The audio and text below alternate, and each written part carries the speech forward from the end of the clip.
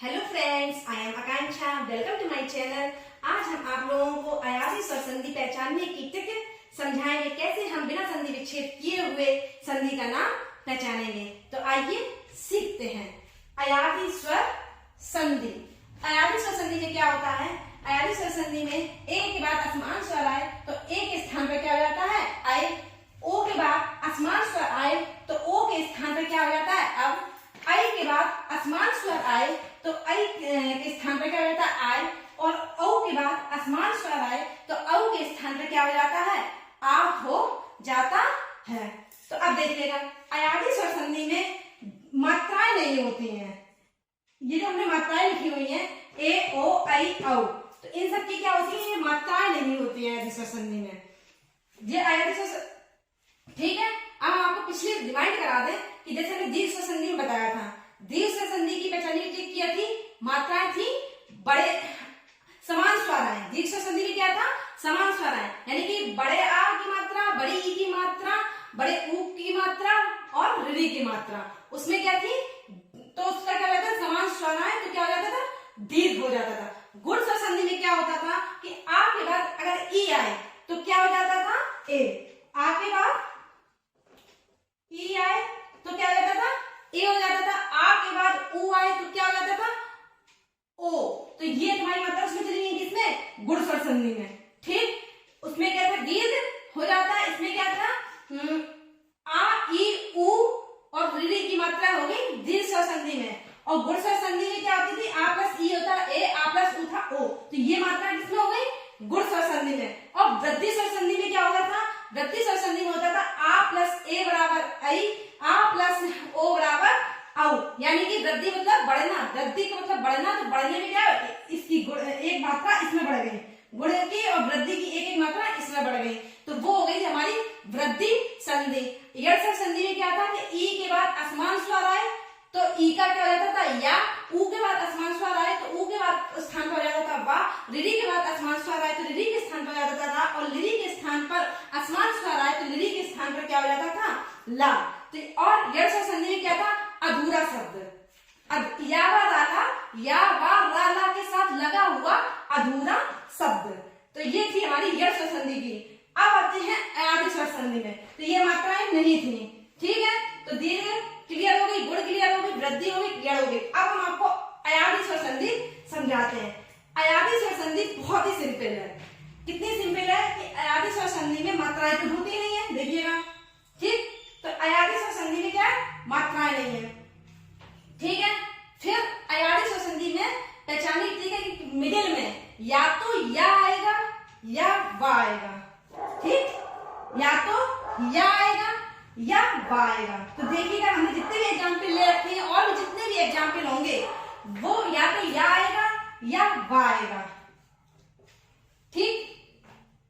ठीक। या तो या आएगा या तो वा आएगा। तो जहां भी या और वा आ जाए वहां पर अयादी स्वर संधि है। क्या है? अयादी स्वर संधि। ठीक।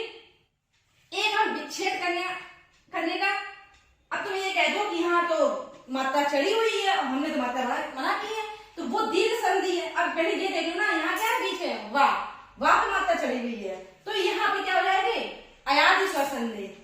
ठीक है। पहले बीच का मिडिल तो देखो। ठीक है। तो अब देखिएगा, या और वा हो गया। ठीक। अब देखिए संधि, एक हम संधि विच्छेद की भी ट्रिक बता दें। अगर ये तो हो गया क्लियर, या वा तो कहाँ संधि का नाम क्या होगा? अयादी स्वर संधि। अब इसकी संधि विच्छेद करने की भी ट्रिक है।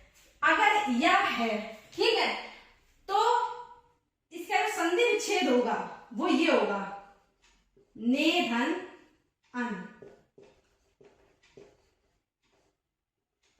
ने धन अन। अगर यहाँ पे डंडा होता, ठीक है, तो कर देते हम, जैसे नायक बीच में नीचे में दिया गया, तो हमारी मात्रा चढ़ेगी आई की। ये है, देखो। ठीक है। नयन ना या है। ठीक। इसमें क्या की मात्रा चढ़ी है? ए की मात्रा। ए के बाद असमान स्वर है तो क्या होता है? आय।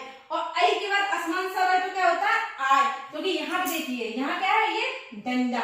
ठीक। तो हमारे यहाँ क्या है? डंडा। तो और या है, अगर यही जगह या की जगह वा होता, तो जैसे हमने एग्जाम्पल लिया है पवन, तो पवन है तो वा किसमें आता है, ओ में, ठीक। तो इसकी संधि विच्छेद हो जाएगी पो, यानी कि वा है, यहाँ एक भी डंडा भी नहीं है, पा के बाद मात्रा नहीं है, तो यहाँ पे देखिए क्या आ जाएगी, पो धन अन। एक भी संधि विच्छेद करने की भी ट्रिक है, ठीक। अब देखिए यहाँ क्या है, पावक, यहाँ क्या है, डंडा।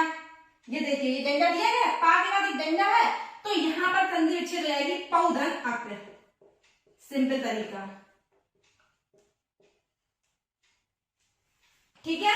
तो इस तरीके से अगर या है तो एक ही मात्रा चलेगी, अगर बीच में वा है, दो ही शब्द हो गए, या तो या होगा या वा होगा।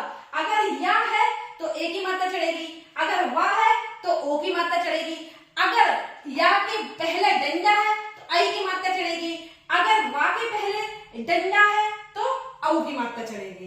तो इस तरीके से हम संधि विच्छेद भी बड़ी आसानी से कर सकते हैं। अब देखिए पवित्र, इसमें क्या है, पो वा है तो पोधन इत्र, गवीस है तो गोधन ईस। तो इस तरीके से हम संधि विच्छेद भी कर सकते हैं इस ट्रिक के द्वारा। तो जो हमने जो संधि बताई, आपको लोगों को क्लियर हो गया होगा संधि विच्छेदन कैसे करते हैं, संधि बनाते कैसे हैं, संधि की पहचानने, संधि का नाम पहचानने की ट्रिक, संधि का नाम पहचानने की ट्रिक, कैसे हम संधि को पहचान सकते हैं। तो इस तरीके से हमने आपको ये सारी तीनों चीजें क्लियर समझाएं। आई होप कि आपको ये मेरा वीडियो पसंद आया होगा, कि अगर आप मेरे वीडियो से आपको थोड़ी सी भी मदद मिली हो तो प्लीज लाइक करिए, शेयर करिए और सब्सक्राइब करिए। Thank you so much.